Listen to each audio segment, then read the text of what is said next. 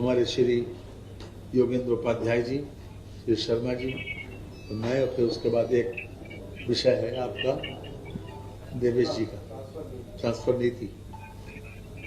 श्री स्वतंत्र देव जी। बुंदेलखंड विंध्य क्षेत्र में 49 परियोजनाएं स्वीकृति थी, जिसमें से 31 परियोजनाएं 200 करोड़ रुपए के अधिक थी। ये सभी परियोजनाएं पूर्णता के कगार पर है। 31 में से 5 परियोजनाएं पुनर्रचित लागत पूर्व में ही स्वीकृत हो चुकी है। शेष 26 की स्वीकृति आज की बैठक में प्रदान की गई है। ये 26 परियोजनाएं झांसी, जालौन, हमीरपुर, महोबा, चित्रकूट और ललितपुर की, और विंध्य में 1394 करोड़ की वृद्धि हुई, जिसमें कार्य की लागत वृद्धि में 600 करोड़ ऐसे हैं जो कार्य के स्कोप में वृद्धि के कारण है, जिसमें मुख्यतः ग्रामों के अंदर पाइपलाइन की वृद्धि हुई है, मतलब गांव बस गए इधर उधर, पाइपलाइन जो बढ़ाना है। और बाकी परियोजना जैसे जीएसटी, उसके पहले था तो जीएसटी में पहले 12% था तो 18% हो गया, यानी 6% की वृद्धि हुई, तो लगभग 561-600 करोड़ के आसपास हुआ खर्चा हुआ। बाकी जो हुआ, सभी विभागों की एनओसी होती है, सभी विभागों को लिया जाता है, उसमें खर्चा होता है। मूल रूप से लगभग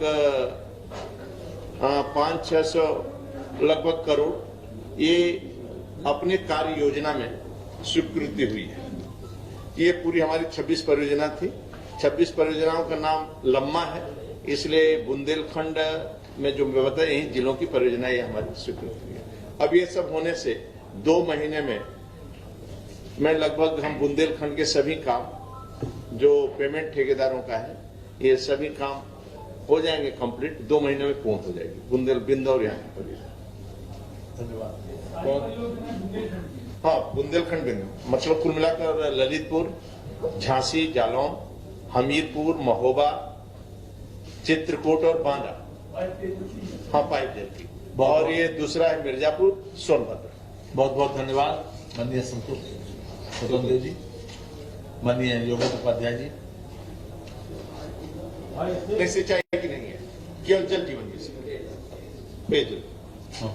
ऐसा है कि उच्च शिक्षा का विकास करने के लिए, उत्तर प्रदेश को उच्च शिक्षा का हब बनाने के लिए, और अपने प्रदेश के छात्र अपने ही प्रदेश में उच्च शिक्षा का अध्ययन करें, दूसरे प्रदेशों में न जाए, भारतीय जनता पार्टी की अपनी सरकार ने एक तो प्राइवेट विश्वविद्यालयों को प्रमोट करना और अपने सरकारी विश्वविद्यालयों की स्थापना, हमारे संकल्प पत्र था कि हर मंडल में एक सरकारी विश्वविद्यालय अवश्य होगा। तो 6 सरकारी विश्वविद्यालय बने हैं, जो 6 मंडल अछूते थे उनका नाम रखा गया था, उसमें राज्य शब्द जुड़ा हुआ था, जैसे महाराज सुहेलदेव राज्य विश्वविद्यालय आजमगढ़, उत्तर मां पाटेश्वरी देवी राज्य विश्वविद्यालय बलरामपुर।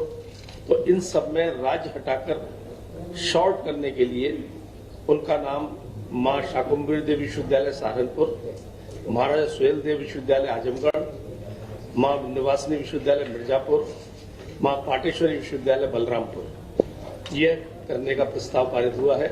और उत्तर प्रदेश राज्य विश्वविद्यालय मुरादाबाद का नाम गुरु जम्भेश्वर विश्वविद्यालय मुरादाबाद करने का निर्णय लिया गया है, क्योंकि हम अपने आदर्शों को, अपने संस्कृति के जो विरासत है उनको उनके नाम से रखते हैं, तो संस्कृति और सभ्यता का उन्नयन भी होता है और जीवंत भी होती है, आने वाली नस्लों को हम सौंपते हैं। तो पहला प्रस्ताव तो ये गुरु जम्भेश्वर विश्वविद्यालय मुरादाबाद, जम्भेश्वर वहाँ के वहाँ पे बहुत आस्था है वहाँ के निवासियों की, इसमें प्राचीन मंदिर भी है और वहाँ के लोग इनसे सांस्कृतिक रूप से चेतना भी प्राप्त करते हैं। ऐसे ही 2 निजी विश्वविद्यालय को मान्यता, इसमें लेटर ऑफ इंटेंट देने का प्रस्ताव पारित हुआ है, जिसमें एक तो है HRIT गाजियाबाद और दूसरा है फ्यूचर विश्वविद्यालय बरेली। ये दोनों ने अपने सभी मानक पूर्ण कर लिए हैं और सभी विभागों के मत प्राप्त इनके अनुकूल हो गए, इसलिए ये 2 नए विश्वविद्यालय खुलेंगे। और जब नए विश्वविद्यालय खुलते हैं तो शिक्षा में प्रतिस्पर्धा बढ़ती है, गुणवत्ता भी बढ़ती है। तो ये प्रस्ताव आज पारित हुआ।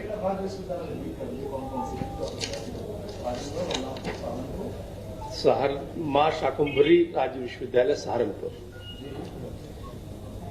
महाराजा सुहेल देव राज्य विश्वविद्यालय का नाम महाराजा सुहेल देव विश्वविद्यालय आजमगढ़, मां विंध्यवासिनी विश्वविद्यालय मिर्जापुर जो अब वर्तमान नाम हो जाएगा, मां पाटेश्वरी विश्वविद्यालय बलरामपुर, गुरु जम्बेश्वर विश्वविद्यालय तो बता ही दिया जी। बहुत बहुत धन्यवाद। माननीय A.K. शर्मा साहब से अनुरोध करेंगे कि वो आज के विषय में आज महाकुंभ 2025 की तैयारियों से संबंधित एक प्रस्ताव माननीय मंत्रिपरिषद के समक्ष हम लेकर के आए थे, जिसको मंत्रिपरिषद ने माननीय मुख्यमंत्री जी ने मंजूरी दिया है। उसमें ये था कि वर्तमान जो कुंभ आ रहा है वो पिछले कुंभ की अपेक्षा थोड़ा व्यापक व्यवस्थाएं होंगी, ज्यादा लोगों के आने की भी संभावना है। आपकी जानकारी के लिए उसकी पूर्व भूमिका में बता दूं कि इस बार 19 की अपेक्षा 2025 में हम लोग मेले का क्षेत्रफल भी बढ़ा रहे हैं। पहले 3200 हेक्टेयर था 2019 में, इस बार 4000 हेक्टेयर हम लोग कर रहे हैं। आने वाले संस्थाओं की संख्या के मद्देनजर हम लोग अन्य भी बहुत सारे उसमें वृद्धि कर रहे हैं। जैसे सेक्टरों की संख्या पहले 20 थी, उसको 25 की जा रही है। घाटों की लंबाई 8 किलोमीटर थी, उसको 12 किलोमीटर की जा रही है। कल्पवासियों की संख्या में वृद्धि होने की संभावना है। जो लोग वहां रहते हैं महीना 1.5 महीना, उनकी बात कर रहा हूँ। 25 लाख पिछली बार थी, इस बार 40 लाख अनुमानित है। मौनी अमावस्या जो प्रमुख दिन होता है स्नान का, उसमें पिछली बार 4 करोड़ लोगों ने स्नान किया था, इस बार 6 करोड़ लोगों के आने का अनुमान है। संस्थाएं भी जो वहां अपना अपना कैंप लगाती हैं, ऐसी संस्थाएं 2019 में 5721 थी, उसकी जगह इस बार 10,000 संस्थाओं का अनुमान है।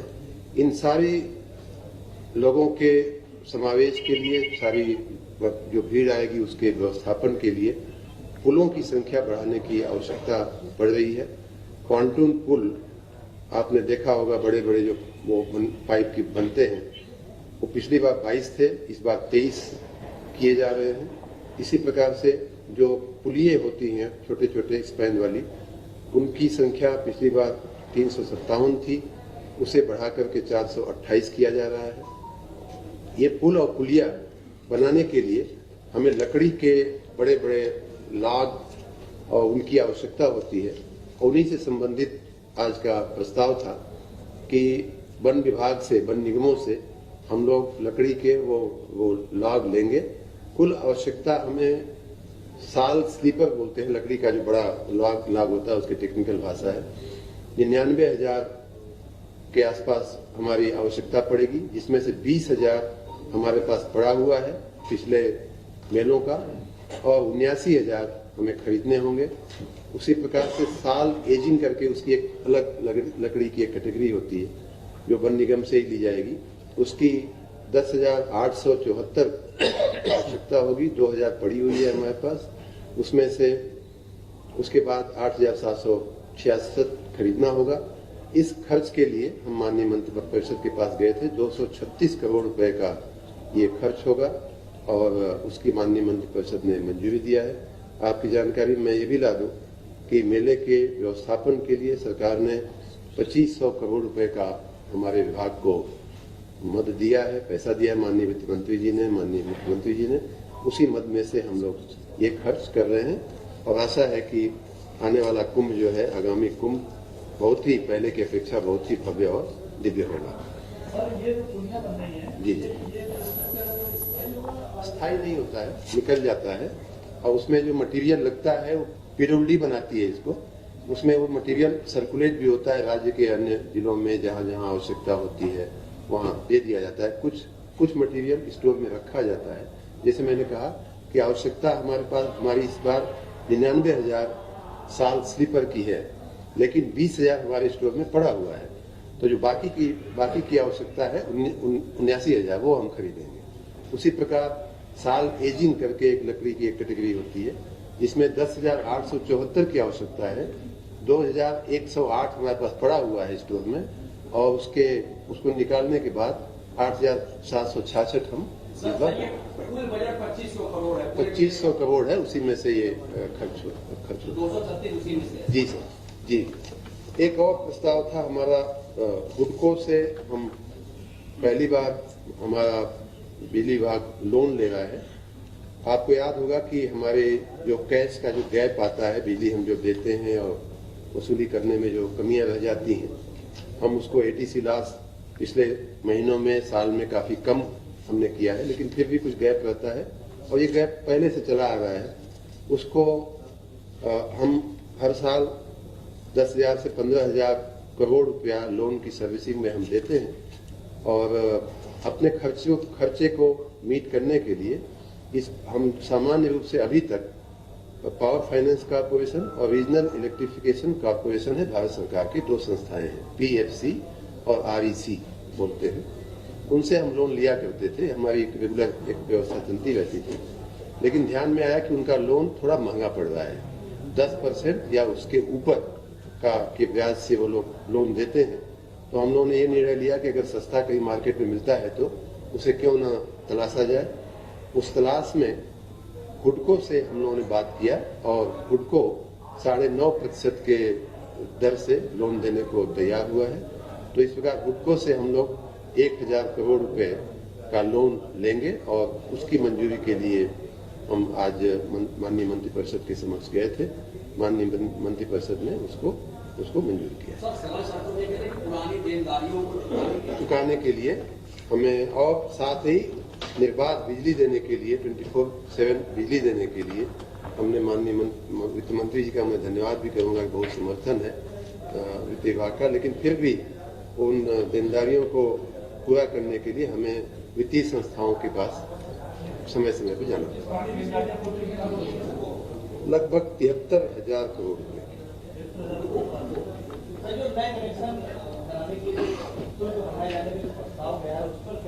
शुल्क बढ़ाने का प्रस्ताव,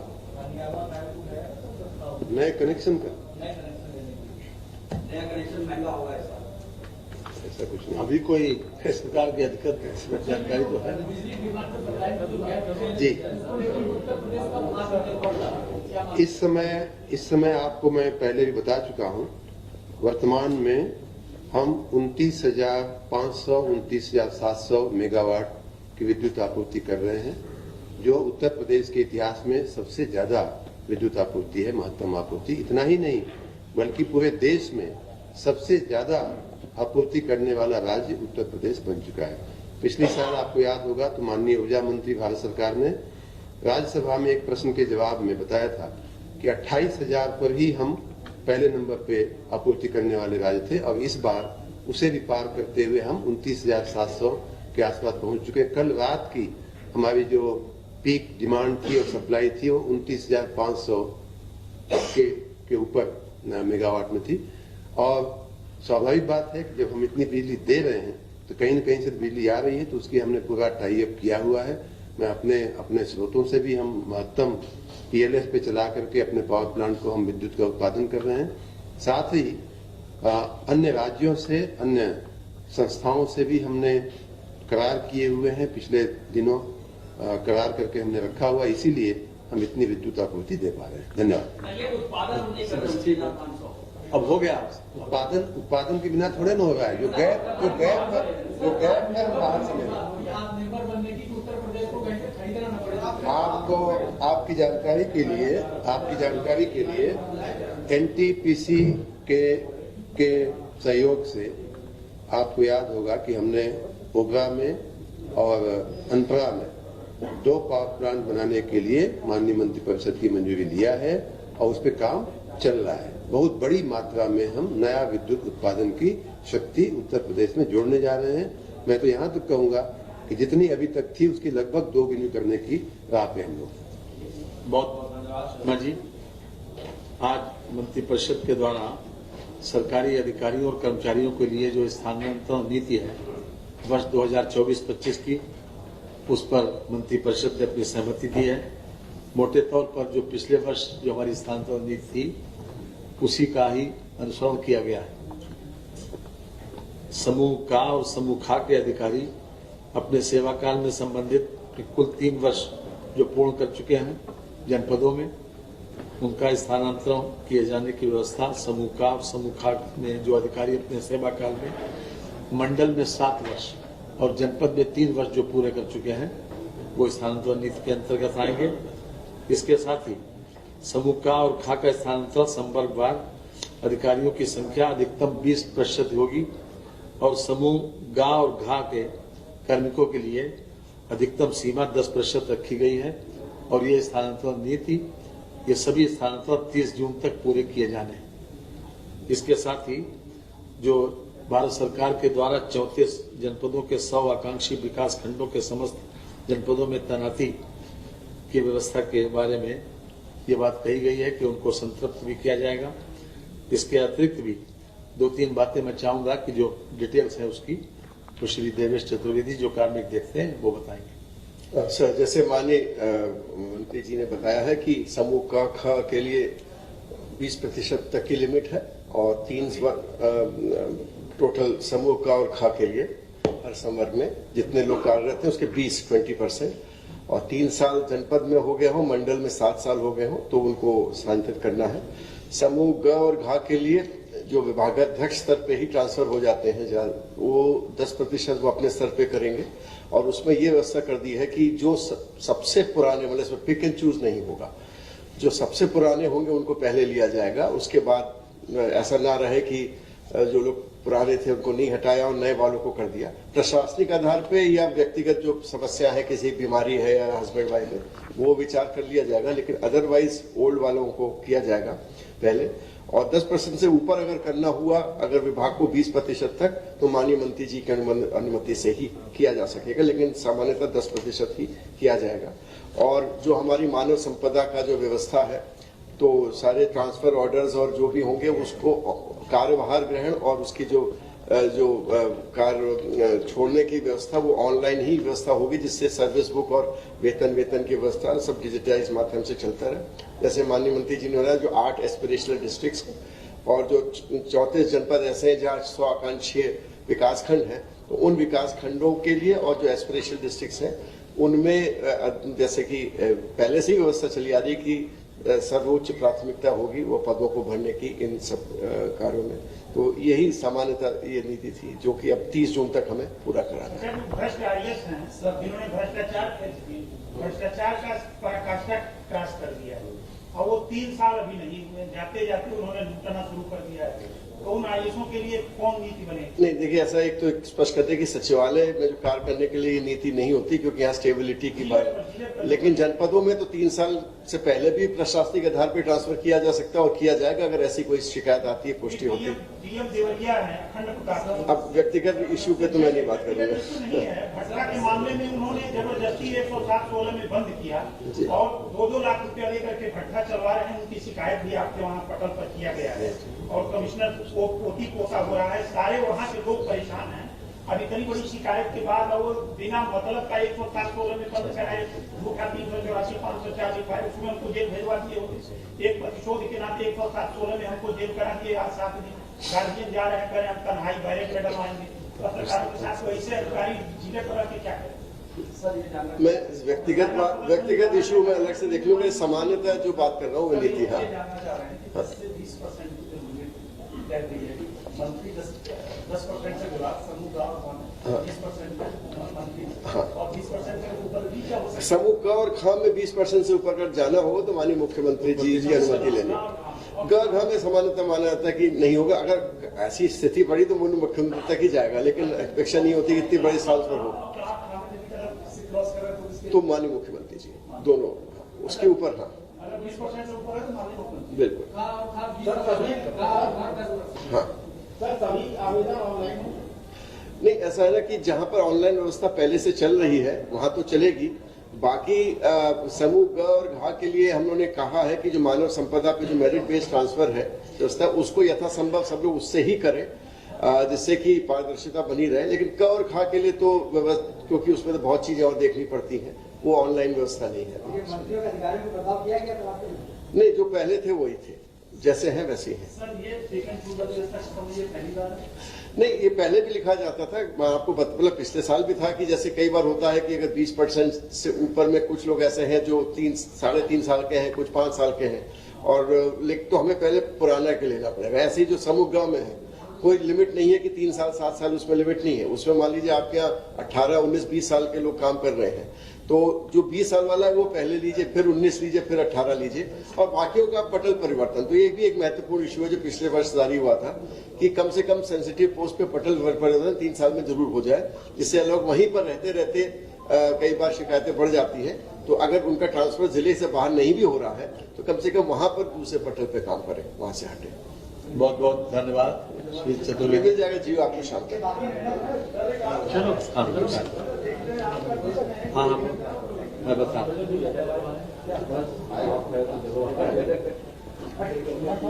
चिकित्सा शिक्षा के 2 हैं। एक चिकित्सा शिक्षा के राजकीय आयुर्विज्ञान संस्थान ग्रेटर नोएडा से संबद्ध 500 बेडेड अस्पताल जो 15 एकड़ भूमि पर निर्मित है को भूमि उपकरण एवं अन्य साजो सामान सहित राजकीय आयुर्विज्ञान संस्थान ग्रेटर नोएडा को निःशुल्क हस्तांतरित किए जाने के संबंध में आज मंत्री परिषद ने स्वीकृति दे दी है।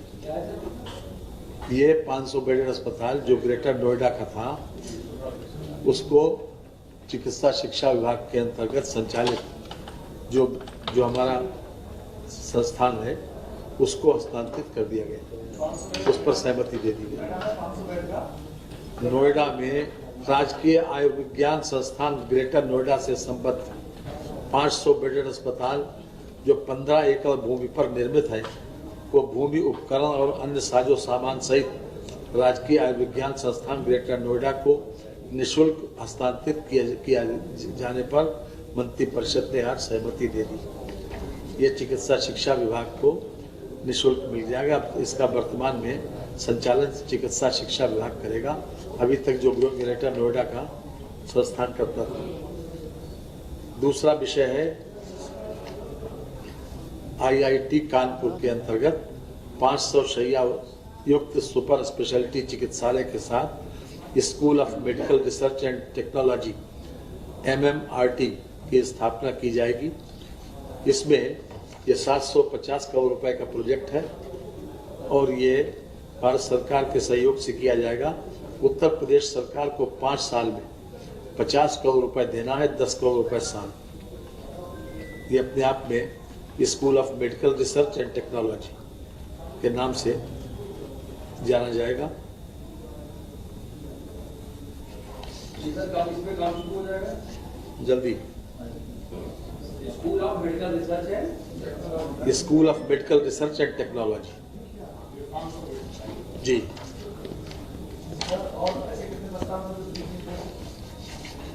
अब और अभी पूरा हो जाए। इसके अलावा एक प्रस्ताव है, ये लखीमपुर खीरी हवाई अड्डे का विस्तारीकरण किए जाने के संबंध में। जो पलिया में अभी तक हमारे पास हवाई पट्टी है, उसके विस्तारीकरण के संबंध में ये प्रस्ताव माननीय मंत्रिपरिषद के द्वारा स्वीकृति दी गई है। इसमें ये 3 गांव की जमीन ली जा रही है, 265.1977 हेक्टेयर। ये लगभग 655.30 एकड़ बनती है।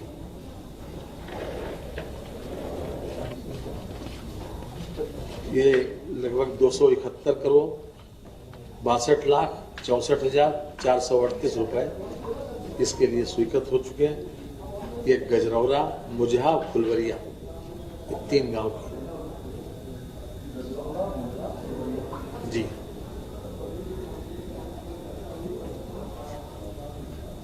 इसको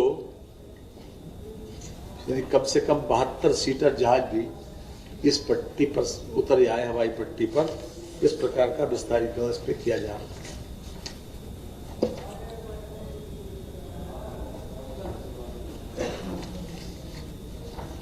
इसके अलावा एक हमारे विभाग का है जो आप बता रहे थे कि अभी तक एक और है जनपद मथुरा में के अंतर्गत तहसील सदर मथुरा के ग्राम जछौदा में जन सुविधाओं पड़ाव एवं शिल्प ग्राम की स्थापना के लिए समाज की भूमि को पर्यटन विभाग को निवर्तन पर निःशुल्क स्थानांतरित किए जाने के संबंध में जो औपचारिक है कि वहां पर सुविधाओं को बढ़ाने की दृष्टि से इस प्रकार की भूमि को जो है निःशुल्क स्थानांतरित किया जा रहा है। ये 6.859 हेक्टेयर भूमि मथुरा गोवर्धन मार्ग पर तहसील सदर स्थित ग्राम जछौदा में ग्राम समाज की लगभग इतनी भूमि पड़ी हुई।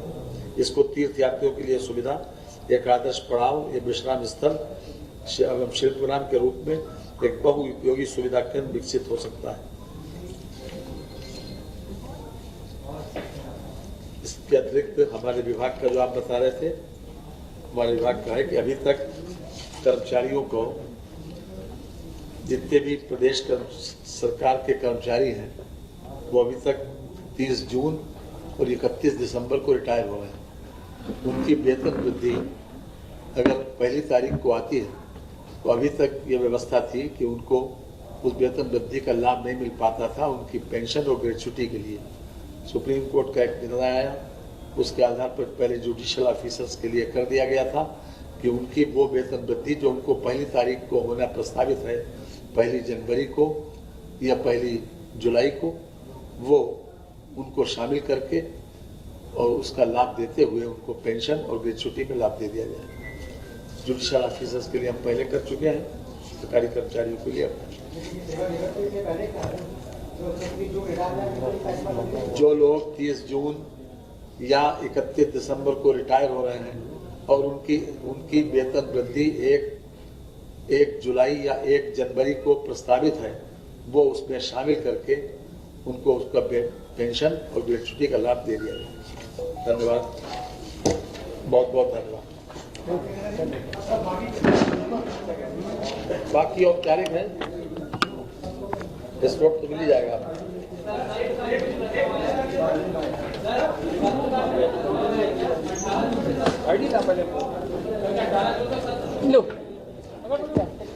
अरे इतना इम्पोर्टेंट प्रस्ताव अगर होता तो मैं पहले नहीं बताता।